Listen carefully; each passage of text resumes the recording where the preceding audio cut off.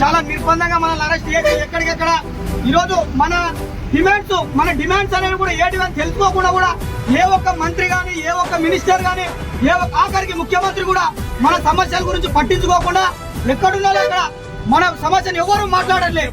మనం డిమాండ్ చెప్పినాం. ఈ రోజు ఈ ప్రభుత్వం ఏర్పడడానికి కారణం ఎవరంటే సరే చెప్పాడు కొన్ని మీటింగ్ లో, కేవలం నిరుద్యోగుల వల్ల ఈ ప్రభుత్వం వచ్చిందని చెప్పి ఈ రోజు నిరుద్యోగుల గొంతుల పైన కాలేజ్ తొక్కుతున్నారు. ఇది చాలా దుర్మార్గం. ఇంకొక విషయం ఏంటంటే ఈ పోలీస్ అధికారులు కూడా మేము వేడుకుంటున్నాం. ఏం వేడుకుంటాం అంటే, సార్ మీరు కూడా మాలాంటి పరిస్థితుల్లో నుంచి వచ్చారు. అక్కడ మా తల్లిదండ్రులు ఈ రోజు వాళ్ళకి తినడానికి ఎంత కష్టం ఉన్నారే, మా కొడుకు జాబ్ కొడితే మా భవిష్యత్తు మారుతుందని ఒక ఆశతో మమ్మల్ని సిటీకి పంపించారు. మీరు మమ్మల్ని ఏం చేస్తారంటే పొద్దురు అరెస్ట్ చేస్తారు. మేము ఒకటే కోరుకుంటున్నాం సార్, మీ అందరినీ దయచేసి మా బాధను మీరు కూడా అర్థం చేసుకోండి. ప్రభుత్వ అధికారులకు కూడా తెలియజేయండి. మేము ఎంత మంది దాదాపు 50,000 మంది వచ్చినాం ఈ రోజు జిఎస్పిఎస్ దగ్గరికి. అయినా మమ్మల్ని ఎక్కడికక్కడ ఇక్కడ చూడండి ఒకసారి మా మిత్రులందరినీ ఎక్కడికక్కడ అరెస్ట్ చేసేస్తారు. మేము ఒకటే కోరుకుంటున్నాం, మీరు చెప్పిన మా విషయాలనే మేము అడుగుతున్నాం. మీరేమన్నారు? గ్రూప్ 1 పోస్ట్ పెంచుతాం, గ్రూప్ 2 పోస్ట్ పెంచుతాం, 3 పోస్ట్ పెంచుతాం, ప్రతి పోస్ట్ పెంచుతామన్నారు. ఈ రోజు గ్రూప్ 1 పెంచారు, చేతులు దులుపుకోరు.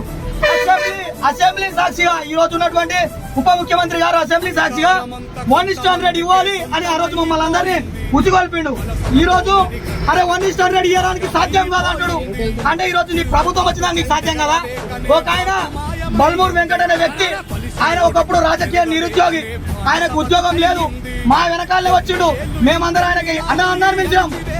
ఈ రోజు అన్ననే అరే మీరు చేసే తప్పు అంటే ఆయన జాబ్ వచ్చే తప్పు, జాబ్ రాకుండా అది గొప్ప. ఒకసారి ఆలోచన చేయండి. ప్రతి ఒక్క ఎగ్జామ్ కి 2 నెలల టైం ఇస్తాడు. ఒకసారి చెప్పండి, ఏ ఎగ్జామ్ కి 2 నెలల టైం ఉంది చూడండి ఒకసారి. నాకు డిఏఓ ఎగ్జామ్ ఎప్పుడుంది, హాస్టల్ వెల్ఫేర్ ఎగ్జామ్ ఎప్పుడుంది, టెట్ ఎగ్జామ్ ఎప్పుడుంది, మళ్ళీ గ్రూప్ 2 ఎగ్జామ్ ఉంది. ప్రతి దానికి ఎగ్జామే ఉంది. ప్రతి ఒక్క ఎగ్జామ్ కేవలం ఒక ఎగ్జామ్ కి ఈసారి ఇంకా నేను చాలా హాల్ టికెట్ తేలే, ఇంకా గ్రూప్ 2 హాల్ టికెట్ తేలే, డిఎస్సీ తేలే, ఇంకా నా వేరే ఎగ్జామ్ కూడా రాసిన. అరే నాయన పడుకుంటే నిద్ర రాదు, ఇన్ని ఎగ్జామ్లు ఉన్నాయని. వాళ్ళ ఎప్పుడు 2 నెలల టైం ఇస్తామన్నారు. అన్ని ఎగ్జామ్ వాళ్ళు కూడా 2 నెలల లోపలే పెట్టారు. ఒకటే అడుగుతున్నాం మిత్రులారా, ఒకటే మీరు కూడా చాలా మంది చూసిండ్రు.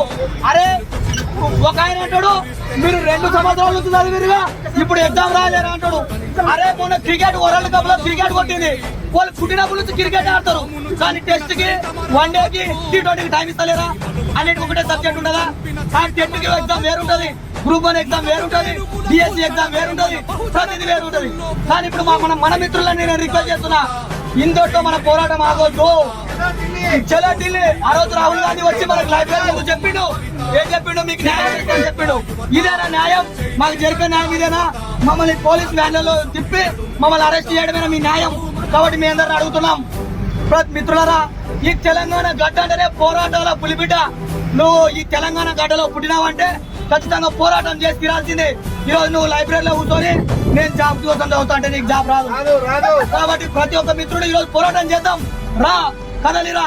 ఖచ్చితంగా మళ్ళీ ఒక రోజు ఉద్యమ కార్యాచరణ ప్రకటిస్తాం. ఆ రోజు ఈ విధంగా ఉండదు. ఈ నెక్స్ట్ సచివాలయాన్ని ముట్టడిస్తాం, సచివాలయాన్ని బట్టలు కొడతాం. అంతే మిత్రులారా. చలో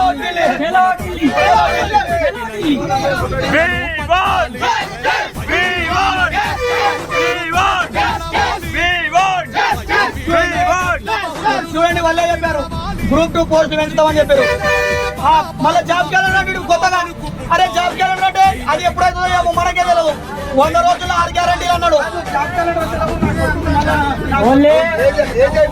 100 రోజుల్లో 6 గ్యారంటీలు అన్నాడు. 100 రోజుల్లో 6 గ్యారంటీలు అంటే ఇప్పుడు మనందరూ నిరుద్యోగ వృద్ధి రావాలా? ఎంతమందికి వస్తుంది నిరుద్యోగ వృద్ధి చెప్పండి? రియాజ్ సార్కి వచ్చింది, కోదండ రామ్ సార్కి వచ్చింది, వాళ్ళకి వచ్చింది. దీక్షలు చేస్తున్నారు వాళ్ళ ఉద్యోగాల కోసమే. ఢిల్లీకి పోతాడు మంత్రి పదవుల కోసం ఢిల్లీలో. అరే ఈ రోజు ఎంత దౌర్భాగ్యమైన పరిస్థితి అంటే విద్యాశాఖ మంత్రి లేడు. ఏమనంటే ముఖ్యమంత్రి నేనే విద్యాశాఖ మంత్రి అంటాడు. అదట్లేదు. మళ్ళీ ఏమంటాడు? ఆగస్టులోనే ఇప్పుడున్న డిఎస్సీ పోస్టులు అంట, ఆగస్టులోనే వీళ్ళని ఫిలప్ చేస్తాడంట. అరే నేను గురుకులాలు అప్పుడు చెప్పిండు.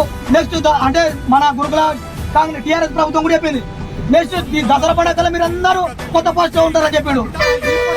అంటే వాళ్ళు మరి ఏ దసరా అన్నారో మనకు కూడా తెలియదు. ఇప్పుడు వీళ్ళు కూడా ఆగస్టు అంటారు. మరి ఈ 2024 ఆగస్టు 2030 28 ఆగస్టు తెలియదు. కాబట్టి మిత్రులు ఒక్కసారి అందరూ ఆలోచన చేయండి. ఈ రోజు ఆ రోజు ప్రభుత్వాన్ని గెలిపించింది మనమే. నెక్స్ట్ ఈ ప్రభుత్వానికి మన పవర్ ఏందో ఖచ్చితంగా నెక్స్ట్ ఎలక్షన్ లో చూపిద్దాం. నేను ఒకటే మిమ్మల్ని అందరూ వేడుకుంటున్నా, మన నిరుద్యోగులు కూడా ఒక రాజకీయ కార్యాచరణ ప్రకటిద్దాం. దయచేసి స్థాపిద్దాం. ఎమ్మెల్యేలు చేర్చుకునే ఇంట్రెస్ట్